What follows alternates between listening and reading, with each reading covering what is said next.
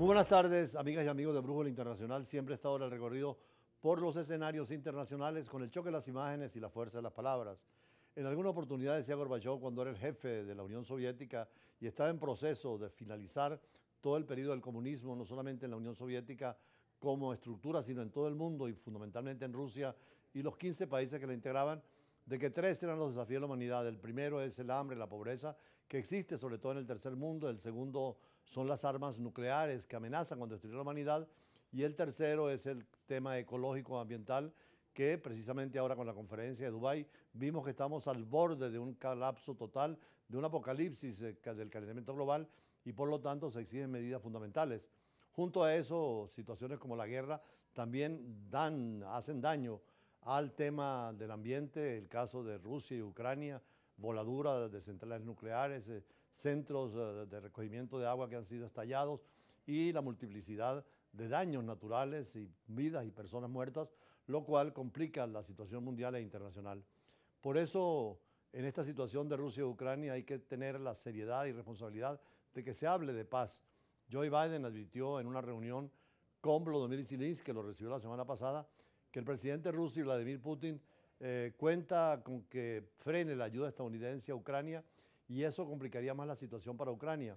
Pero al presidente Putin también muchos amigos del mundo lo llaman para decirle que llegue a un acuerdo con Ucrania y a Ucrania también, porque se encuentra en una situación muy difícil después de tantos meses de guerra, donde las víctimas son cada vez más numerosas, además del conflicto del Medio Oriente en el caso de Palestina e Israel, que se ha venido complicando últimamente. Veamos la información del caso de Rusia.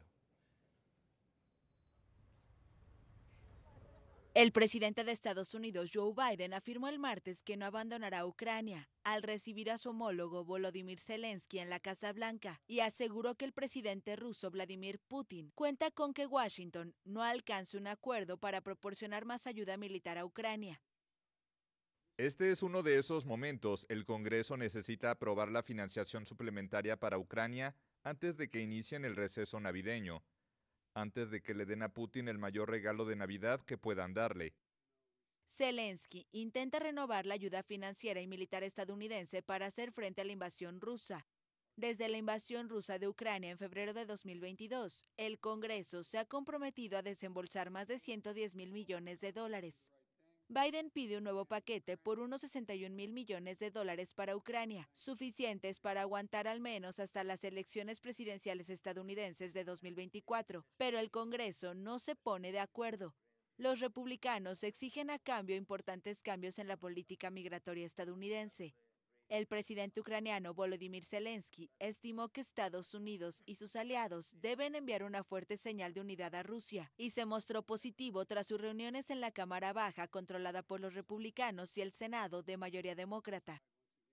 Recibí las señales, fueron más que positivos, pero sabemos que hay que separar palabras y resultados particulares.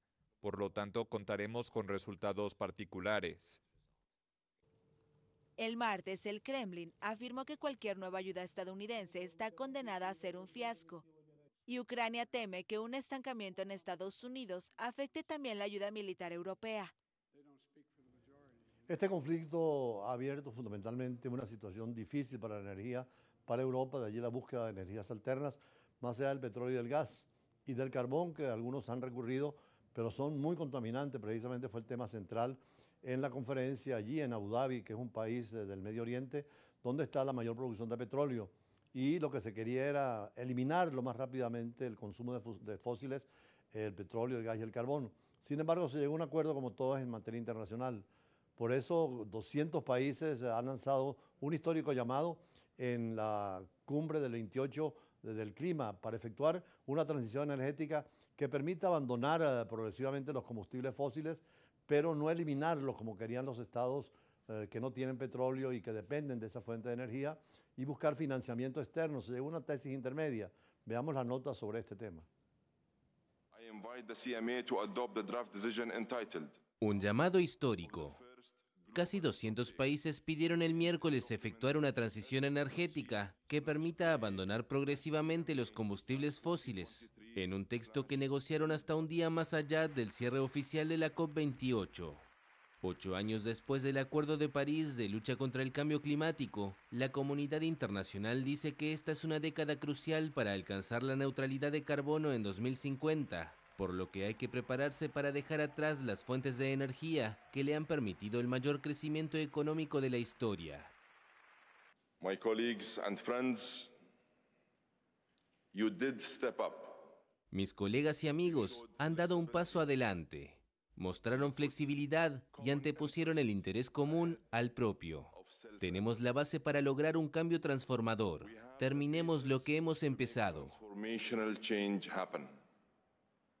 Let us finish what we have started.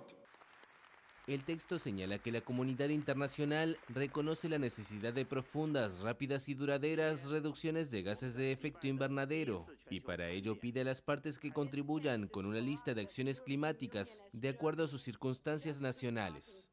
La primera acción es triplicar la capacidad energética renovable y duplicar la eficiencia energética media de aquí a 2030. Luego, acelerar los esfuerzos para reducir progresivamente el carbón sin medidas de reducción, así como acelerar el uso de combustibles con cero o bajas emisiones y efectuar una transición de los combustibles fósiles de una manera justa, ordenada y equitativa. Es fundamental que los países desarrollados lideren la transición hacia el fin de los combustibles fósiles y garanticen los medios necesarios para que los países en desarrollo puedan implementar sus acciones de mitigación y adaptación. poderem implementar suas ações de mitigação e adaptação. En nombre del Grupo Árabe, expreso nuestra gratitud a los esfuerzos de todos los Estados parte para tener un primer balance global exitoso.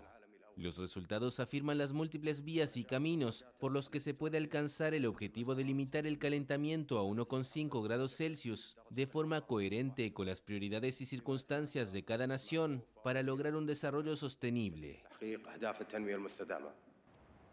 Durante 2 días consecutivos, los negociadores de casi 200 países protagonizaron un forcejeo diplomático.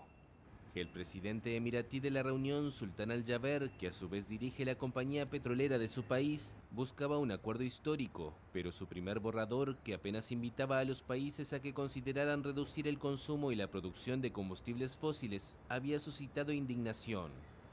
El miércoles, en una asamblea cansada tras horas de negociaciones y reuniones, el tono general era de satisfacción. Pero a pesar de las promesas, el mundo aumenta invariablemente sus emisiones de gases de efecto invernadero y los expertos advierten que de aquí a 2030, los compromisos de reducciones propuestos en Dubái solo representarán una tercera parte del sacrificio necesario. Precisamente Sultan Al-Jaber, el emir de los Emiratos Árabes Unidos en el caso de Dubái, y donde fue la conferencia, señaló que era un día histórico llegar a un acuerdo porque los países querían, algunos, eliminar inmediatamente el uso de combustibles fósiles y los países petroleros seguir produciendo porque dependen de sus economías. De allí que fue un consenso. Y como decíamos, citando a Gorbachev, no solo Gorbachev, sino el Papa también le dedicó una encíclica al cambio ambiental y el secretario general de Naciones Unidas ha dicho insistentemente del daño que está causando la contaminación al medio ambiente y la necesidad de una revolución energética con energías alternas. Por eso esta tarde en nuestro editorial vamos a referirnos a fondo en el tema de lo que fue la conferencia y sobre todo un aspecto muy importante, que es la normativa jurídica necesaria y la sanción penal para que dañe el ambiente, inclusive el ecocidio, que es un delito contra la naturaleza, quieren que se clasifique como quinto delito de la Corte Penal Internacional y es importante señalar este aspecto porque hay que guardar el ambiente con todos los sistemas jurídicos, políticos y un nuevo derecho penal ambiental que se está imponiendo en el mundo. Después tendremos, como siempre, las entrevistas vinculadas al tema internacional y regresaremos nuevamente con esto.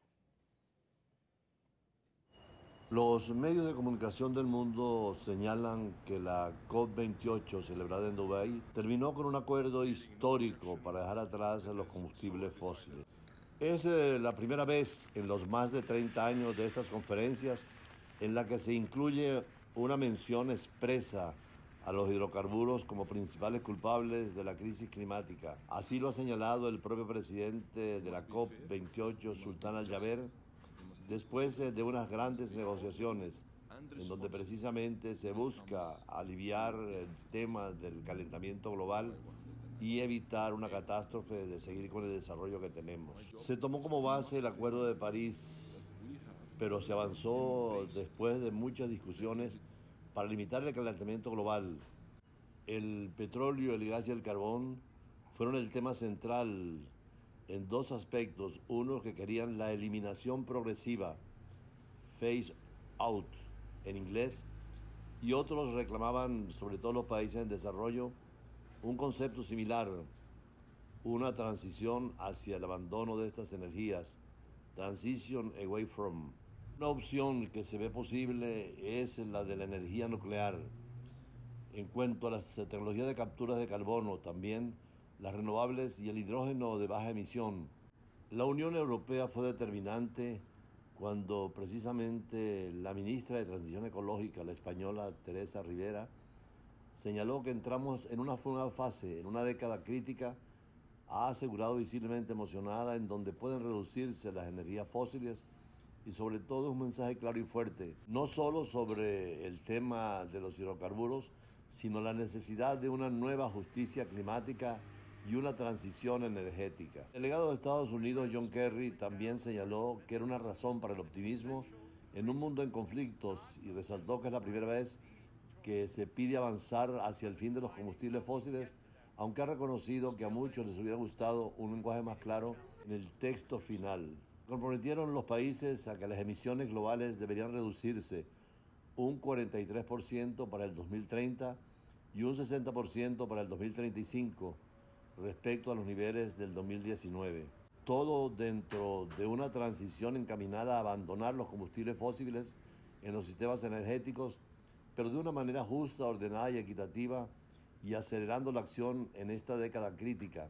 Para los ecologistas del mundo, y así lo declaró el Movimiento Ecológico de Venezuela, falta enormemente reconocer la necesidad de poner fin a los combustibles fósiles de una forma rápida, justa y definitiva, aunque se reconoce que se avanza por primera vez en mencionar los hidrocarburos, pero se está lejos de reconocer los tiempos en los que deben eliminarse definitivamente. Entrevistamos ayer en Brújula Internacional a Daniel Sierra, un experto venezolano que nos afirmaba sobre la necesidad de estos cambios y las nuevas tecnologías, incluyendo el biochar, pero al mismo tiempo hacía un señalamiento que es importante tomar en cuenta porque Guyana, en el territorio de la Guayana Esequiba, ha negociado bonos verdes dentro del criterio de que es el territorio en disputa y hasta que no haya una solución definitiva no pueden hacerse operaciones sobre el mismo.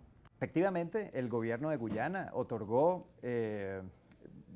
realizó un proyecto de desarrollo de créditos de carbono de protección de los bosques de Guyana, en el cual ellos incluyen los bosques que están en la zona en reclamación del Esequibo. Y no es un contrato menor, es un contrato de $750 millones de créditos de carbono que la empresa petrolera Hess va a comprar hasta, creo que desde el 2018 hasta el año 2030. Es interesante porque precisamente en todos los argumentos y documentos que Venezuela está buscando es toda esta argumentación, porque estando en reclamación del territorio no pueden haber acciones de ningún tipo hasta que se decida. Afortunadamente hay conversaciones del presidente de Venezuela con el de Guyana y esto será uno de los puntos más, porque también hay interés en Venezuela, en los movimientos ecológicos, de que esa zona se proteja. Ahí está el pulmón del mundo, ¿no? Sin duda, uno de los pilares fundamentales de la industria de los créditos de carbono es la consulta efectiva. Y Venezuela no fue consultada en el otorgamiento de esos créditos de carbono y sin lugar a duda teníamos que haber consultado dentro del acuerdo